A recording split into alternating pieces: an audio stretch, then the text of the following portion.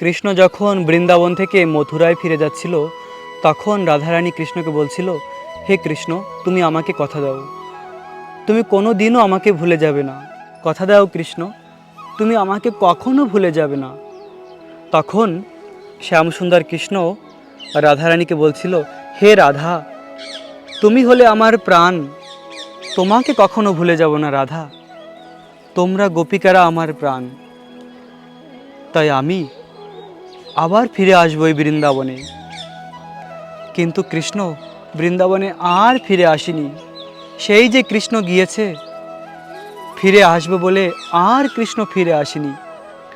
রাধারানী আর গোপিকারা 100 বছর কৃষ্ণ বিরহে ছিল, কৃষ্ণের জন্য কান্না করেছে।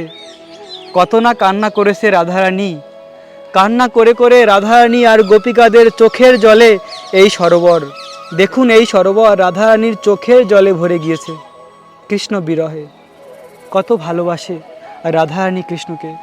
আমরাও যদি কৃষ্ণকে ভালোবাসি, তাহলে আমরাও কৃষ্ণকে প্রাপ্ত হতে পারি।